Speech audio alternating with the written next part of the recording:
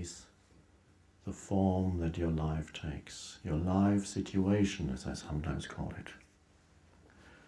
The dilemma of your life situation.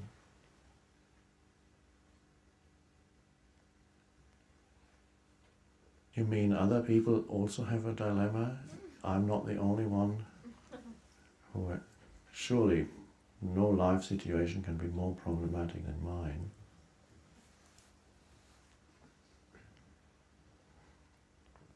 No story is that fulfilling. If you look behind, even those who in the eyes of the world have made it, success, fame, wealth, if you look behind the facade, you see there's unhappiness, sometimes greater than with other people, because they still can think they can make it. They have made it, and it hasn't freed them.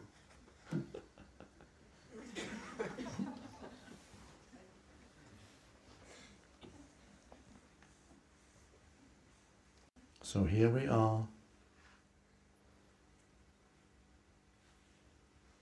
the dimension of form as this retreat center, this gathering, the people, including also your mind, the thoughts that come, the emotions also, comes and goes. No form lasts that long. Before you know it, this retreat is over. First you looked forward to it, and then it's there. But since the world of form is governed by time, which is ultimately an illusion, just as form is ultimately an illusion, life is like an express train, it never stops, you're on it, and so one event goes past, and there's the retreat, here it is. It's over already, it's Sunday, and it's time to go home.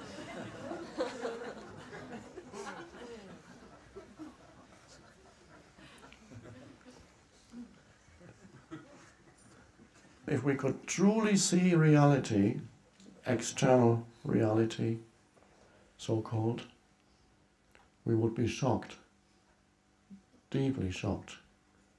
By truly see, I mean the way we perceive it is as if the world around us were solid.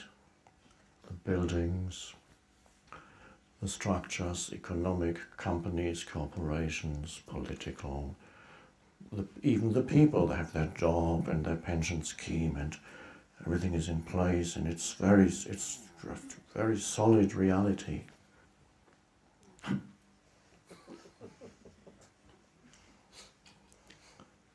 And it's sometimes another example of solid reality is that death is a taboo even now in Western culture, because it would show you that human bodies are not solid, they dissolve continuously around you. But you mustn't look at death, it's forbidden to see dead bodies. No, just death.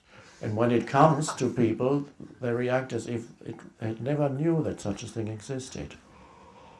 He died.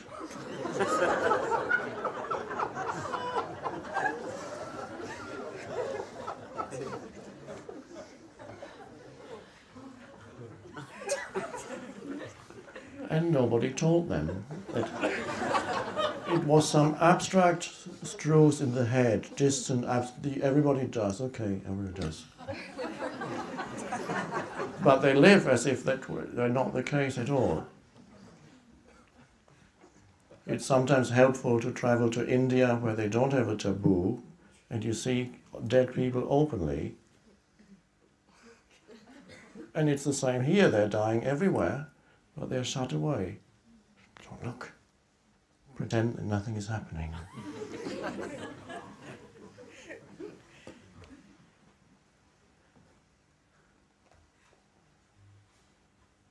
Another way why India is so wonderful to go to, and it's spiritually beautiful experience, is that the world of form is less predictable there. Here you have timetables and the trains run and everything. You can plan your trip. And there, it's, what's going on? Nothing goes as planned, and it's miraculously, in the end, it works. As one Indian man said to me, we live by grace. He was talking to an Israeli person. The Indian man asked the Israeli man, what do you live by? And the Israeli man said, we live by guts. and and then he asked the Indian man, said, oh, well, we live by grace. And there you see that the structures of the external world are not that stable after all. And of course it's the same here. It's an illusion. The stability is an illusion. And sometimes a structure that looks so permanent crumbles. Whether it's the communist system, or whether it's a building, or you lose your job, or your corporation suddenly, the multi-billion-dollar corporation collapses with your pension plan, everything. What we see is a kind of frozen view of the external world. If you saw a more realistic perspective, a speeded up version on film, you sometimes see it, how a flower opens, they speed up the film, and you see the flower coming out of the soil, opening, withering, and disappearing.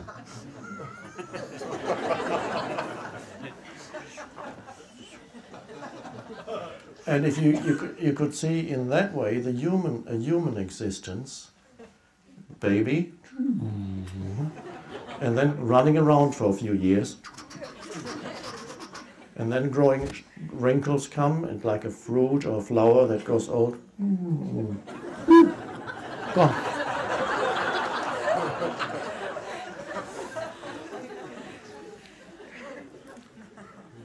And then just a little bit longer it would take before so-called heavy physical objects would also dissolve and become dust.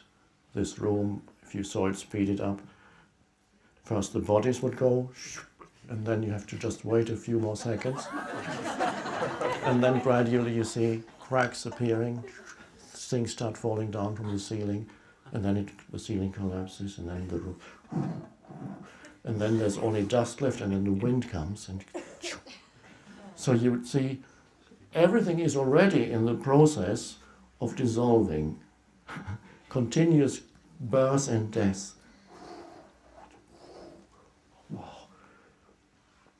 And humans are stuck in there somewhere and say, this is reality here.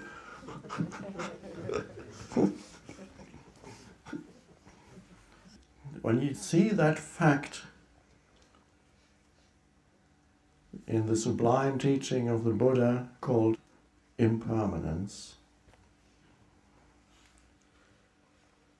you're astonished when you see it. And you allow it to be. It is liberating to see that. To the egoic entity, it's a dreadful thing. Don't be so negative, don't talk about these things. And yet if you allow that, and you see how forms come and go, how the entire universe is that play of forms, and everything dissolves as that form, something in you feels good, it feels very peaceful to see that. How is it even possible to see it? To witness that? I talk about that briefly in Stillness Speaks, the book. If the entire world were blue, you would not see the color blue. You need something that's not blue so that you can recognize blue. If everything were impermanent, you wouldn't even know it. How can you know impermanence? Because there's something in you that is not impermanent, but it has nothing to do with your form. the form is impermanent. And that's the beauty of death. It frees that which was trapped in the form.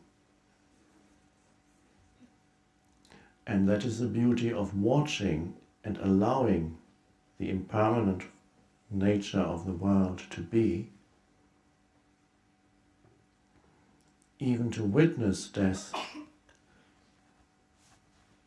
puts you in touch with the deathless, formless, one life, one consciousness that you are.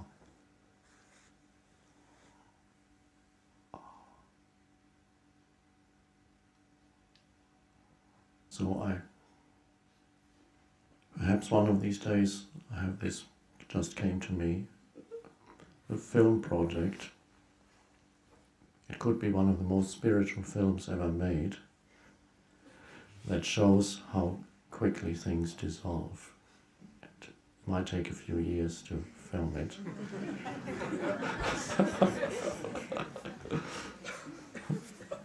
The human body, the animal body, flowers more quickly. And conceivably one could do it artistically so that you see even the entire planet is born and dies. The sun is born and dies. Although it looks eternal compared to the human existence.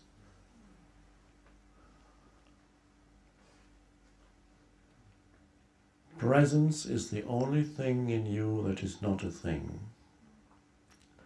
Presence is the formless.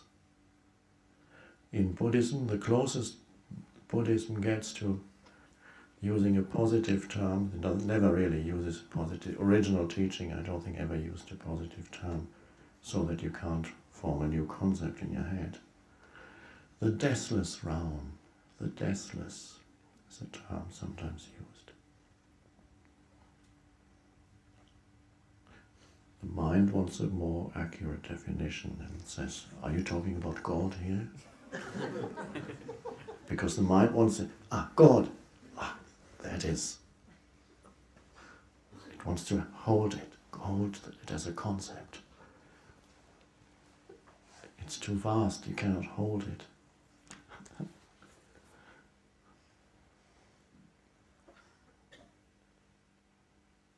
And then it attaches the word my to God, my God.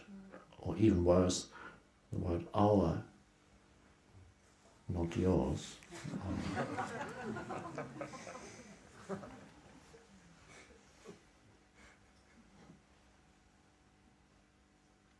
So our practice here, if you can even call it that, it's life, living life is doing it, is presence. It begins with being attentive to silence, both here and outside, that dimension. Tonight in your room, doesn't matter how long you can be aware of it. You're aware of it, you lose it, you look at the TV screen, say, I wonder what's going on, and then you're back again present, and then you look at something else. That's fine. In, out. And our practice, of course, is to work with the present moment as much as possible. You can go back to your normal existence. When you go home, you can past my dilemma. Simplify your life while you're here and pay more attention to whatever this moment presents than past and future. Just this. There's always just this. Just this. To be able to do that, alertness is required. Without the alertness, you cannot have just this. You'll be past, future. Past, future is the sleep, dreamlike state of being identified with thought. And then there's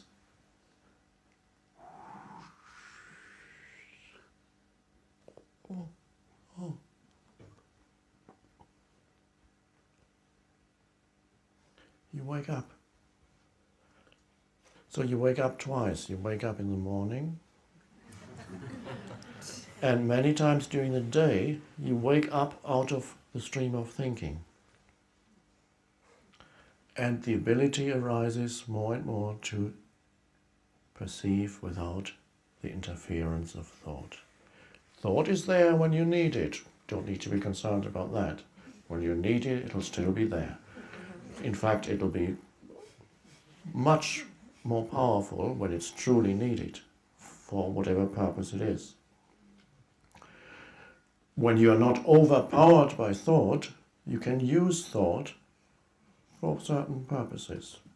And inspired thinking will happen more and more, because inspired, any new thought, a new form, a new insight, a new realization can only come if you access the state of no thought. Out of that spacious stillness comes the new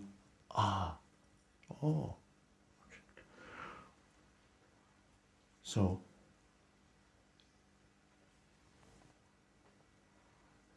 life is always this moment.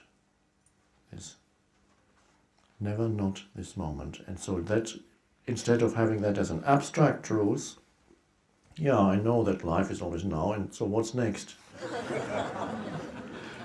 So when it's an abstract truth, you say, okay, I've done that. There's only the now. Okay, exam question 1. Is there only the now, or is there's only the now? Okay.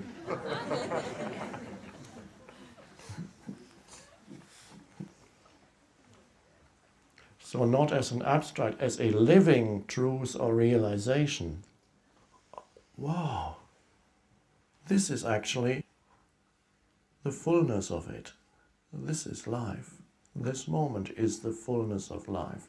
No matter what form it takes, because the fullness is the fullness that is there when who you are is no longer obscured by thought forms. The little limited me. So our practice is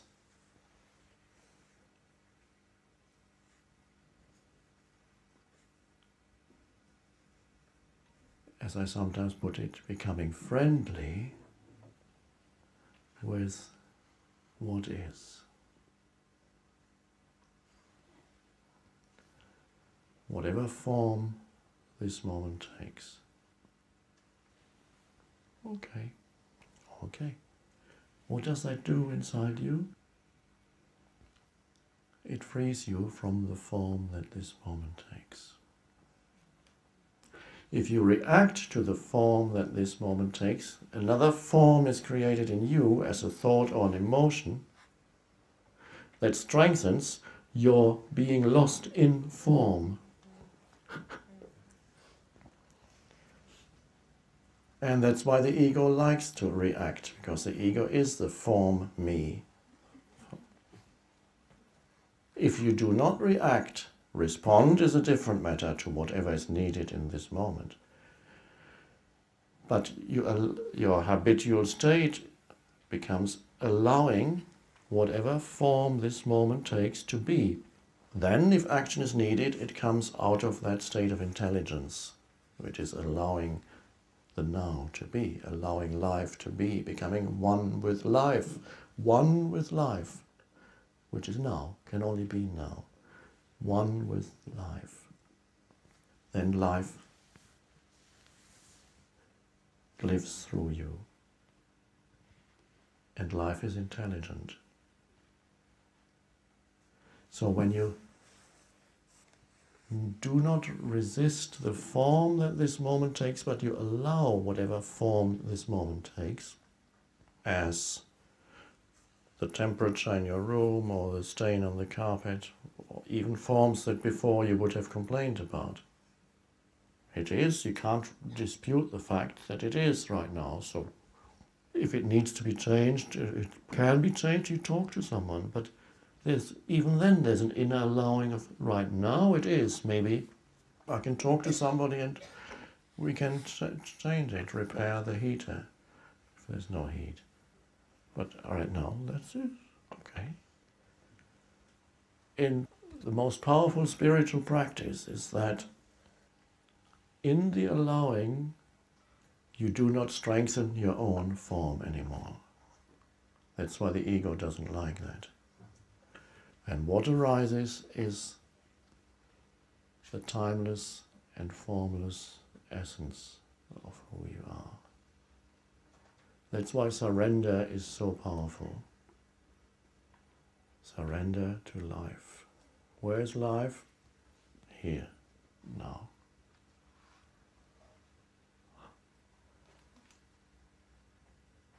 To the ego, that looks like weakness, and yet that is true power, intelligence, aliveness, and more. Like in many ways you can speak of it.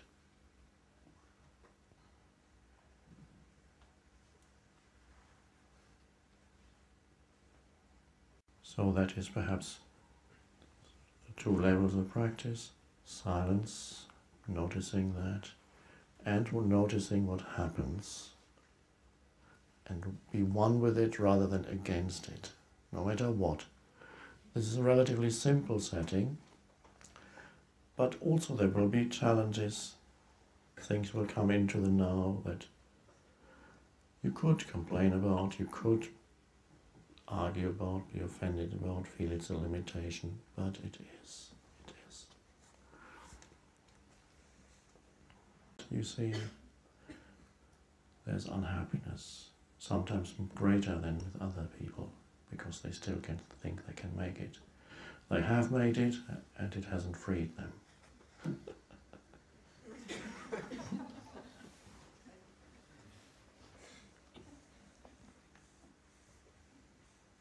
So here we are, the dimension of form as this retreat center, this gathering, the people, including also your mind, the thoughts that come, the emotions also, comes and goes. No form lasts that long. Before you know it, this retreat is over. First you looked forward to it, and then it's there. But since the world of form is governed by time, which is ultimately an illusion, just as form is ultimately an illusion, life is like an express train, it never stops, you're on it, and so one event goes past, and there's the retreat, here it is. A dilemma, I'm not the only one who, surely no life situation can be more problematic than mine.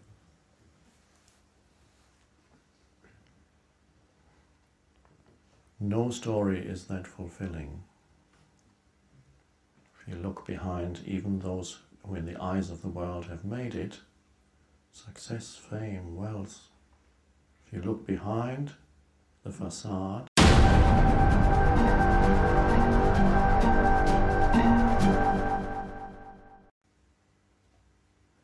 who you are underneath the form that your life takes, your life situation, as I sometimes call it, the dilemma of your life situation.